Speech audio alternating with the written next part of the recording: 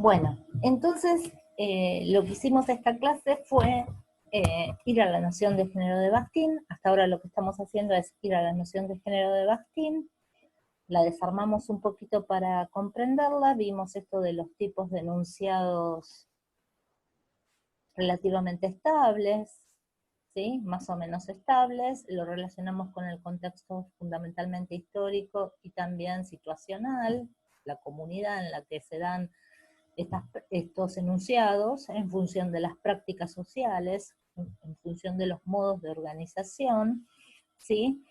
Y trabajamos con los tres componentes, tema, estilo y estructura.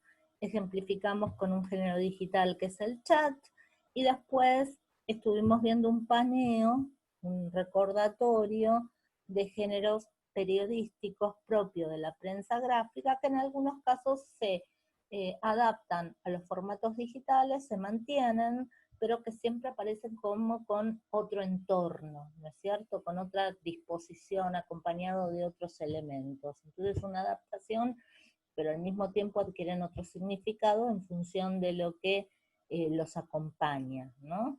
Y en algunos hay una gran variación, por ejemplo, la carta de lectores y el comentario del lector. La carta del lector es en general un texto que el diario publica eligiéndolo, es riguroso, tenés que tener tu DNI, tenés que seguir ciertas pautas que algunos diarios indican, ¿sí? Un cierto tipo de lenguaje, porque si no, no te lo publican, etc.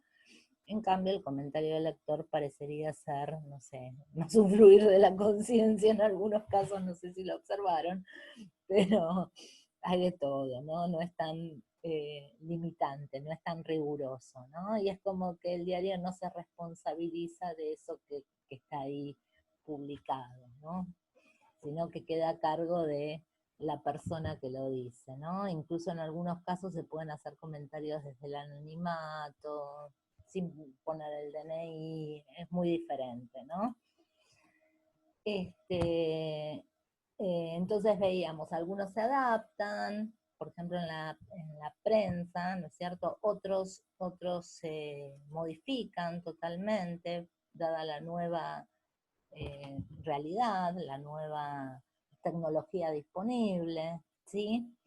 Y hicimos ese recuento de géneros de la prensa gráfica, y yo les dejé un punteo también en el PowerPoint, que ya así cierro esta primera parte, que les comparto, no para verlo exactamente ahora, pero ya para que se tenga en cuenta una descripción, ¿sí? Como hicimos con el chat, de uno de esos géneros, que es el editorial, ¿sí? Habíamos dicho que el editorial era, en realidad es muy similar a una nota de opinión, ¿no? O sea, reflexiona sobre un acontecimiento actual de trascendencia, y hay que ver que ahí, ¿no? ¿Qué entienden los medios que es trascendente y que no? ¿No? Los medios de alguna manera es como que arman una agenda de temas que son importantes para hablar, ¿no? Y ahí ustedes pueden ver una diferencia muy radical entre la prensa hegemónica y la prensa independiente, como que la prensa independiente trabaja con otros temas que la prensa hegemónica. ¿Mm? Entonces, en sus editoriales esos desplazamientos se ven, ¿no? Si comparamos un diario masivo, muy mediático, que uno se da cuenta que la finalidad de ese medio es la venta, fundamentalmente quieren vender, ¿sí? Frente a otros diarios de comunidades más ideológicas, más comprometidas con algún tipo de posicionamiento, de idea, vamos a ver que los temas de agenda, lo que consideran trascendente, varía mucho según el periódico, ¿sí? Pero bueno, son temas de actualidad, ¿no? Y sobre esos temas de actualidad, la estructura que tiene el editorial es la de una argumentación, porque sobre eso se opina, no se expone, no se informa, sino que se emite una opinión, muy parecido al artículo de opinión. La diferencia es que el artículo de opinión, el responsable de ese posicionamiento, de esas ideas, es el periodista que lo firma. En cambio, en el editorial, los editoriales son interesantes porque nos permite ver el perfil ideológico del medio, porque el que se hace cargo de esa opinión o de ese posicionamiento en el editorial es el medio. Por eso en general no llevan firmas, ¿sí? Como parte de su estructura, en general se caracterizan por no llevar firmas.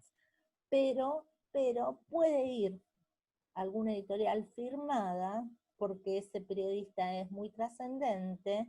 De todas maneras, si ocupa el lugar de una editorial es porque el diario coincide ideológicamente con ese periodista. Es decir, que de alguna manera lo que está diciendo ese periodista es como constituyéndose como vocero del medio, ¿sí? Vocero ideológico del medio, ¿tá?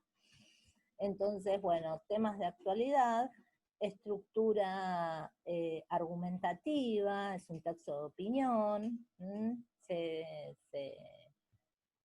se remite al acontecimiento y se lo interpreta, se realizan operaciones que tienen que ver con los discursos razonados, digamos, intenta convencer al lector de cómo leer ese acontecimiento, cómo interpretarlo, ¿sí?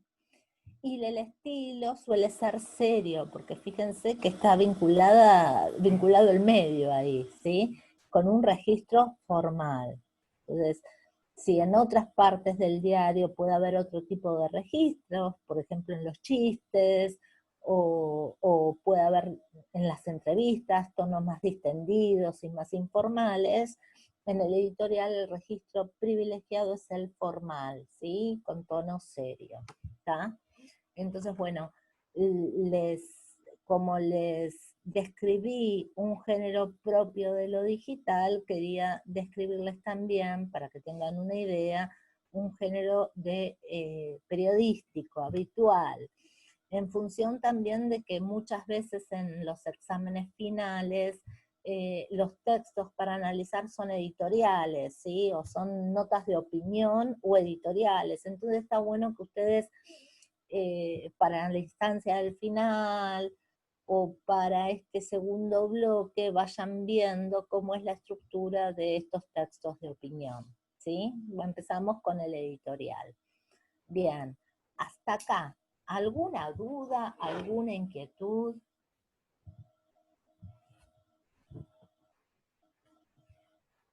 Está esperando Lena, no sé, espero que no haya estado esperando hace mucho tiempo. Voy a ver el chat, si lo puedo ver. ¿Dónde lo tengo? No lo tengo. Profe, Sí, no, por ahora no. Sí. la verdad que no sé bien cómo identificar las estructuras. O sea, entiendo el tema de los temas y del estilo, pero la estructura es como que no me queda muy claro cómo yo puedo agarrar un texto, por ejemplo, un cuento, y decir cómo es la estructura. Y bueno, vos fíjate que hay variaciones, ¿sí? Eso es fundamental, no es que los géneros son más o menos estables, y en su estructura también, más o menos estables. Pero bueno, vayamos al género literario, al cuento, ¿no? Vos podés, bueno, primero que hay gran variedad de cuentos, pero vos podés pensar que, a ver, el cuento que está haciendo, cuenta, ya la misma palabra te lo dice, cuenta, describe, argumenta, dialoga. ¿Para vos qué hace un cuento? Claro, para mí es como que Narra, trata de narrar algo. narra o cuenta, ¿no es cierto? O sea que la estructura tiene que ver más que con la argumentación o con estos discursos de opinión o con las secuencias dialógicas en donde hay turnos de habla, ¿no? Como en el chat, seguramente que el cuento tendrá una estructura narrativa. Entonces ahí te tenés que poner a pensar qué es la narración, y cómo se estructura una narración, vas a ver que hay muchos tipos de relatos. Hay de relatos que son como sincrónicos, que la secuencia indicaría un orden sincrónico. Hay relatos que te cuentan primero el final y van a reconstruirte toda esa historia, pero lo primero que te contaron fue el final. O sea, todo el relato es como un flashback, ¿sí? De ir hacia el pasado. Claro. ¿Tá? Entonces vos vas a tener más en la literatura, porque la literatura, mira, hay un cuento famoso de Hemingway, si me lo puedo recordar, el cuento más corto se le dice. Tiene la escenografía de, perdón que diga esta palabra, ya van 2 veces que la digo, escenografía, de un aviso, ¿viste como los avisos clasificados? Pero es un cuento, Claro. es un cuento. Y dice así, algo así, vendo, a ver, espera que mi esposo me lo está escribiendo porque yo no me lo acordaba bien y me está ayudando. Vendo zapatos de bebé, punto, poco uso. Claro, sí. ¿Viste? Entonces, ¿qué está haciendo Hemingway acá? Está jugando con la estructura del cuento. Casi que eso no es un cuento, es un aviso clasificado. ¿Te das cuenta? Es como un aviso. Alguien, ahora, ven, zapatos de bebé no, Gonzalo, escarpines. Sí, Vendo, claro, lo tradujeron como zapatos de bebé, pero en realidad no. Vendo escarpines, punto, poco uso. Detrás de este enunciado que está puesto como un aviso de compra-venta, ¿no? Yo vendo esto, hay una historia, porque el lector se empieza a reconstruir. ¿Y por qué van a vender escarpines? ¿Y por qué los escarpines tienen poco uso? ¿Y qué pasó con ese bebé que no usó sus escarpines? Es decir, Claro, sí. está jugando ahí Hemingway con una escenografía de anuncio, ¿sí? Pero con, hay toda una historia de atrás que se la tiene que armar, el relato se lo arma el lector, ¿sí? Los hechos, lo que pasó para que aparezca ese anuncio, lo va armando el lector. ¿Y qué es lo narrativo? Es eso, lo que el lector arma en la cabeza. La sucesión de acciones que hizo que una persona cambie de estado y que si en un principio tenía los escarpines, tenía el bebé, tenía algo, ¿sí? La narración muestra un desequilibrio que se desencadena al final con la necesidad de vender eso, ¿sí? Y que te hace... Claro, entonces, claro, Sí, las estructuras serían cómo se quiere comunicar algo, o sea, de qué manera, por así mira, decirlo, sí, explicarlo. por decirlo de alguna manera, lo que pasa es que nos vamos a meter en un problema con la palabra cómo. Pensá una estructura como un esquema, ¿sí? Claro, Entonces vos te das, pensarlo así, como una estructura, un esquema. Entonces, si vos tenés un tema, ¿sí? ¿Qué sé yo? Imagínate que mi profesión, para hacerlo bien a la manera bastiniana, imagínate que yo soy periodista deportiva, ¿no? sí, Entonces, nada, por mi trabajo yo tengo que ver, qué sé yo, partidos de fútbol. No sé, no sé mucho de deporte, me metí en un tema áspero para mí, pero bueno, imaginemos, ¿sí? De fútbol, que es lo que más sé, ¿no? sí. Entonces, imagínate que trabajo para una radio, entonces hay un partido, ¿no? Entonces me contratan o tengo que relatar ese partido. Voy a usar la estructura del relato. Estoy trabajando en una radio, sé que el oyente no lo está viendo, entonces lo que yo tengo que hacer son descripciones y narraciones, como si fuera una historia, como si fuera un cuento. Tengo que contar dónde está la pelota, ¿sí? En cada momento. Claro. La estructura va a ser sincrónica, ¿sí? Y va a ser narrativa. Voy a contar lo que inmediatamente pasó, lo que inmediatamente veo que es pasado ya, ¿sí? Porque al decirlo ya está pasando, digamos, ¿no? Entonces es casi Entiendo. como un relato. Voy contando dónde está la pelota. Obviamente que puedo hacer interrupciones y comentar y poner mi parecer. Pero imagínate que el oyente no está escuchándome a mí para saber mis comentarios. Quiere saber qué está ocurriendo en la cancha. Es eso lo que quiere saber. Ah, Entonces, lo claro. que espera que yo haga, ¿sí? Es un texto que cuente dónde está la pelota, si alguien metió gol, si no metió gol, y no hablar de otro tema, ni mucho menos solamente opinar, sino la finalidad es esa, ¿sí? O sea, la situación Sí, me entiendo. llega a que tome esa estructura.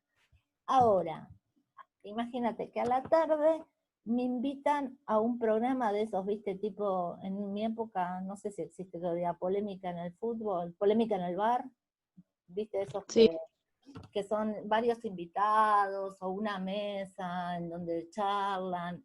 Y en realidad ahí que voy a contar el partido de nuevo. claro, es como, digamos, como para tener algo armado en todas las esferas, por así Exacto, decirlo. en todas las situaciones que te encuentres. Por ahora estamos en esa única esfera, que sería la prensa deportiva, ¿sí?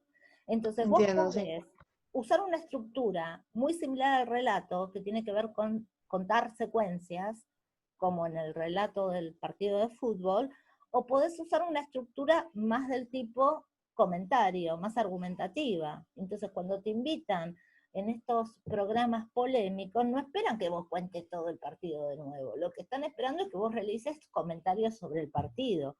¿Qué te pareció la actuación de tal jugador? ¿Cómo te pareció que funcionó el equipo? ¿Cuáles fueron los momentos trascendentes del partido? ¿Qué opinás sobre el desempeño del equipo? Eso. ¿Ves que no estás contando, no estás recurriendo a la narración, sino que recurrís a una estructura más del tipo argumentación? Yo pienso esto por esto. Yo creo Claro, que este jugador se desempeñó muy bien porque mostró estabilidad, metió un gol, le pasó, hizo bien este pase. O sea, estás como argumentando, estás dando tu opinión, estás dentro de la esfera de los textos más argumentativos, porque estás dando tu opinión. claro, sí, entendí. Ahora imagínate, te sigo con el ejemplo. Cambiaste de esfera y a la noche vienen a casa unos amigos y nos juntamos y obviamente que salta el tema del partido. Entonces seguramente que yo voy a hacer mis comentarios, igual que lo hice en el programa, pero seguramente que la esfera va a intervenir para que no los haga exactamente igual como los hice de manera pública. Tengo otra Claro, confianza, estoy con amigos, puedo decir, no, ese jugador es un queso, es un salame, porque no tiene costos con mis amigos decir eso. En cambio, decirlo públicamente tiene un costo para mí laboral, eso, ¿sí? sí, entiendo. Este, entonces vas a usar el comentario igual, pero al estar en otra esfera, ¿sí? No, salís de la esfera pública y estás más en el ámbito de lo privado, vas a usar otro lenguaje, realizar otro tipo de opiniones, etcétera. Entonces, la estructura es como el formato, perdón, la composición es como la estructura, el formato que te va a permitir organizar la información. Te quiero sacar de la palabra cómo, porque el cómo lo vamos a ver con un tema que tiene que ver, que se llama modalidad. Lo vamos a ver después en la unidad 4 para que no lo Bueno, confundas, ¿sí? buenísimo. Muchas gracias, profe. De nada. ¿Alguna otra duda más, chicos? No por ahora. Bien. Entonces, vayamos a la actividad que tuvieron que hacer. Eh, la actividad 3. Vieron que es un género, pero en distintos, va funcionando en distintos ámbitos, ¿sí? Uno podríamos decir literario, artístico, ¿no? El otro está vinculado con la administración pública y otro con la esfera privada, ¿no es cierto? Y es un solo género en realidad que estamos trabajando en esa actividad. ¿Qué género es?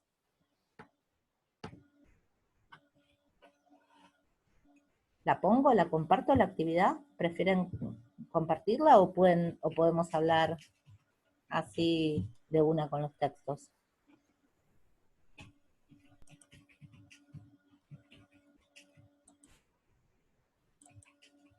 Bueno, por las dudas la comparto.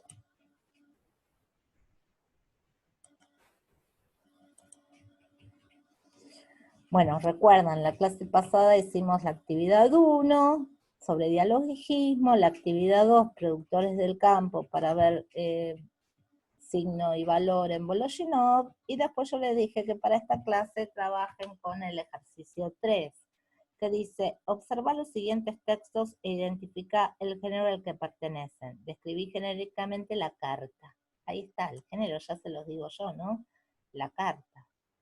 Describíla genéricamente y releva las variaciones genéricas observadas en los 3 casos. O sea, es la carta. Esta es una carta de Engels a Marx.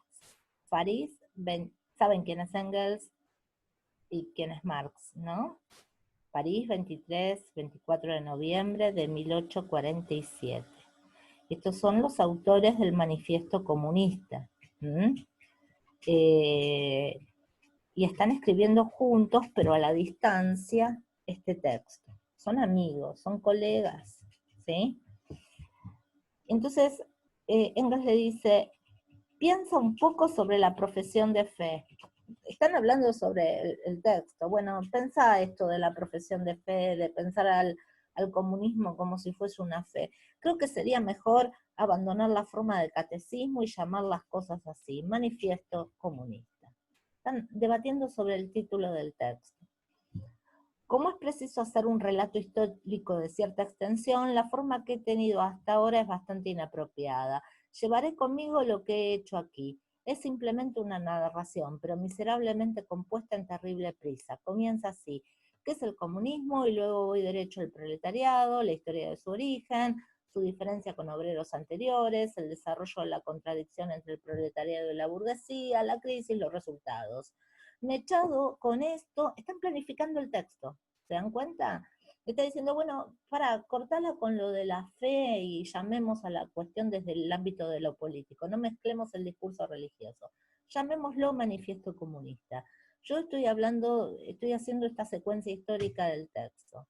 Bueno, mechando con esto toda clase de asuntos secundarios, y finalmente la política del Partido de los Comunistas en la medida en que pueda hacerse pública.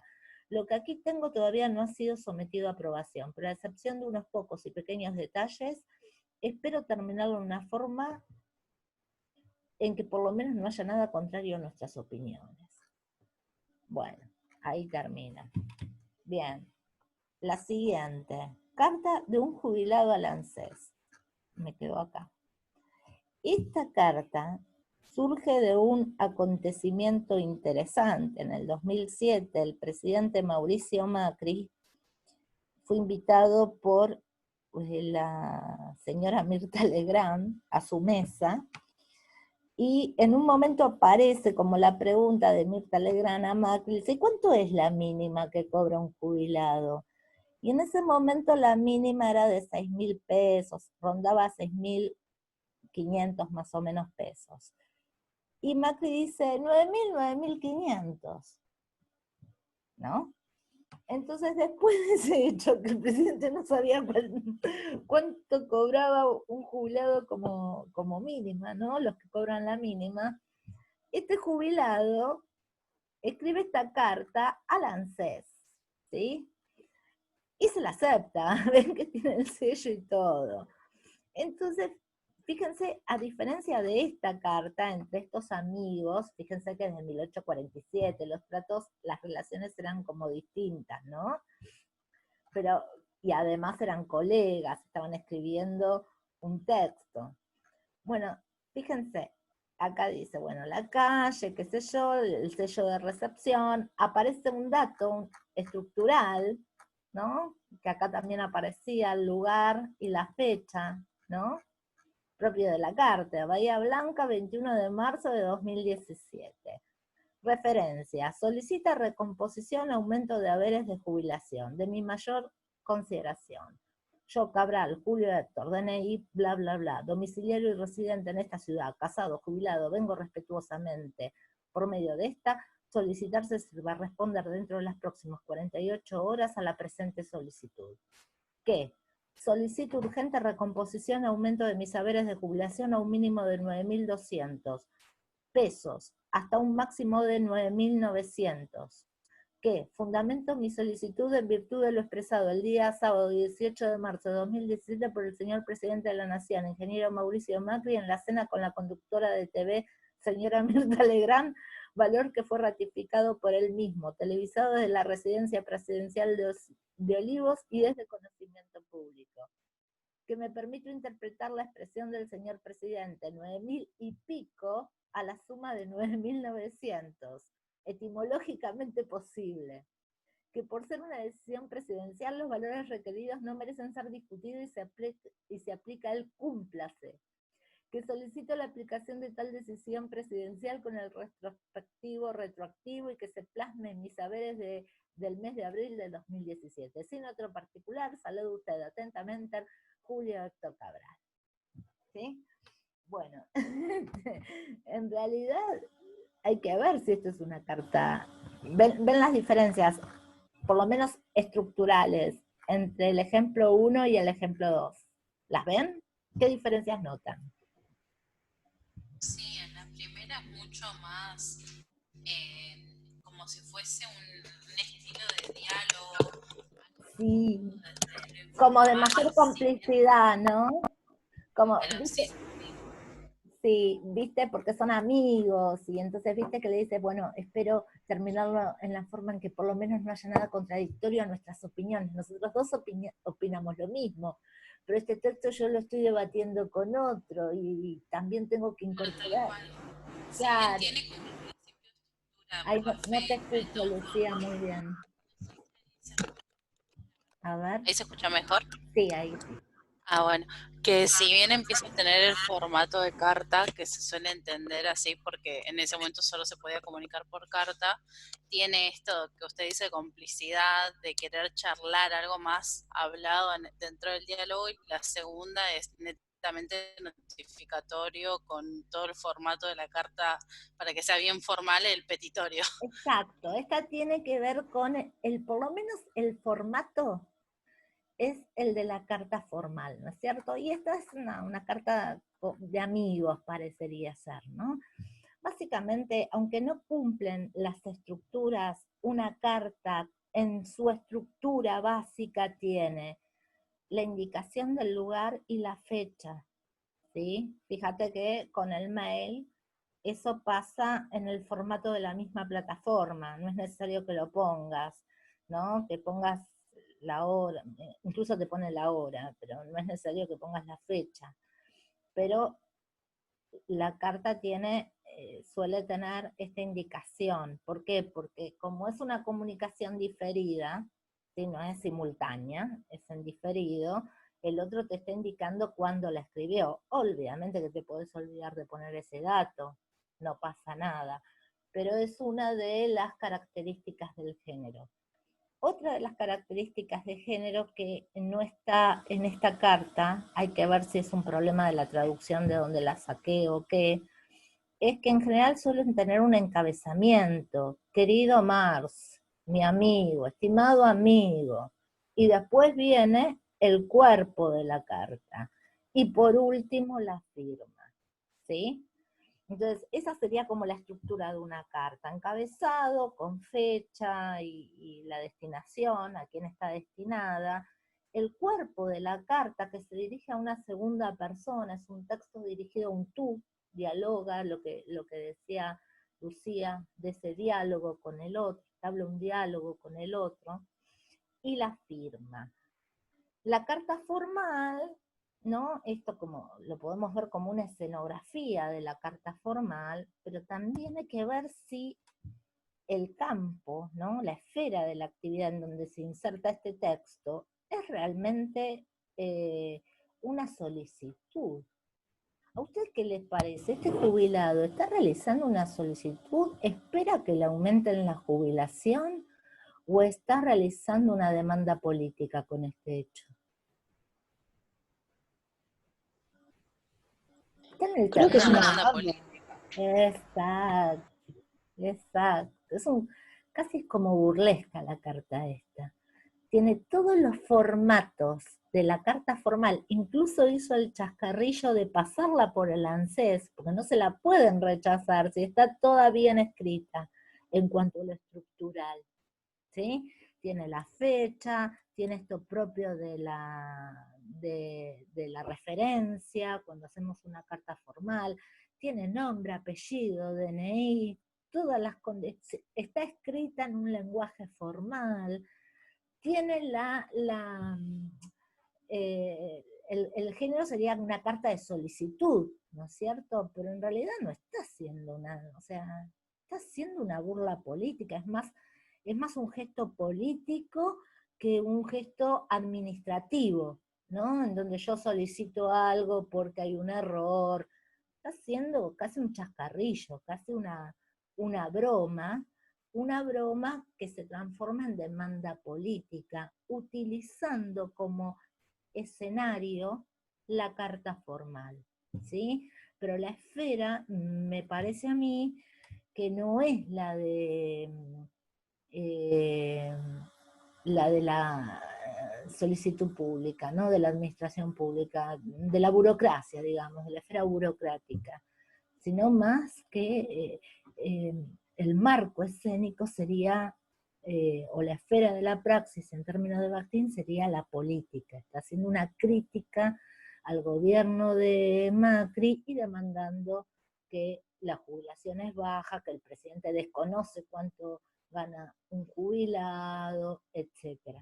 ¿No? ¿Les parece?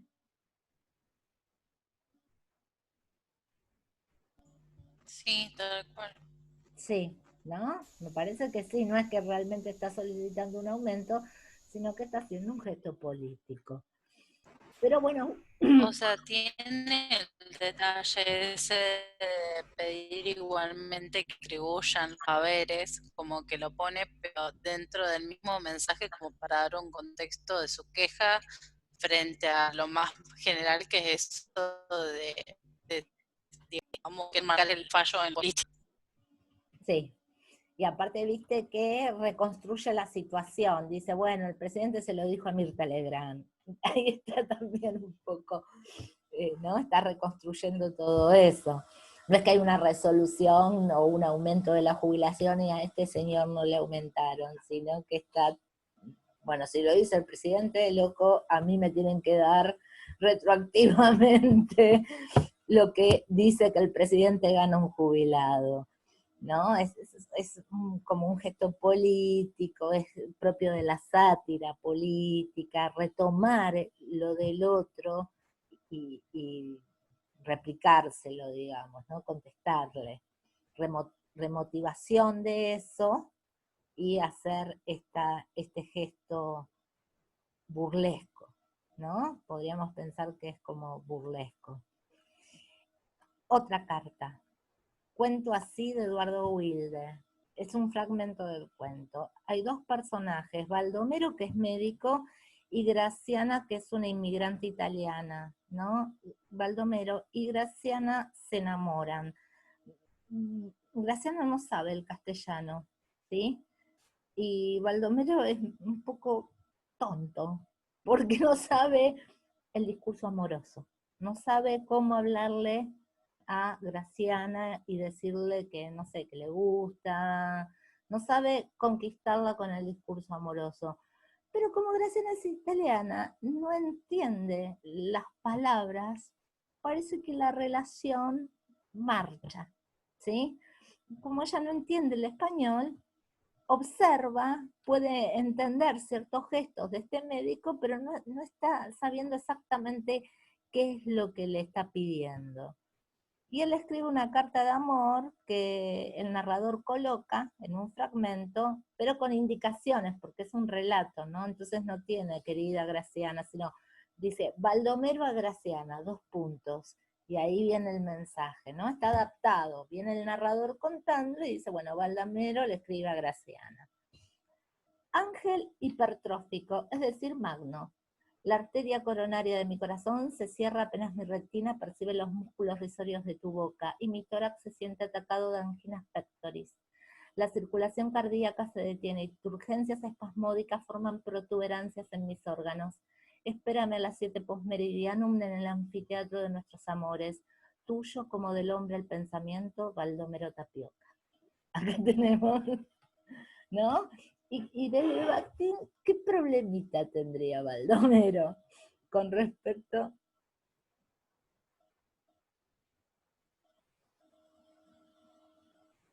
Eliana, ese tema que me estás preguntando por chat con respecto a la demanda política, lo retomo cuando veamos escenas de Menguenó. A ver, quedó como problema, ¿sí? ¿Qué es esto? Es una carta formal. El campo de acción es la esfera pública o la esfera política. Desde Bakhtin nos tendríamos que por lo menos problematizar. ¿Esto realmente es una solicitud a la administración pública o es una burla o una demanda política? Podría ir por ahí, ¿sí? Lo dejamos en suspenso. En Bakhtin aparecería como que el género sería la carta formal, típica de la administración pública, de esa esfera de la praxis, pero que la acción que está realizando este sujeto cuando escribe esa carta en realidad es política, ¿no? La esfera de la realidad es política. Bakhtin con Bakhtin podés pensar el problema en función de la esfera en donde está circulando ese texto, pero no tenés tantas herramientas. Lo retomo cuando veamos Menguenó, ¿está?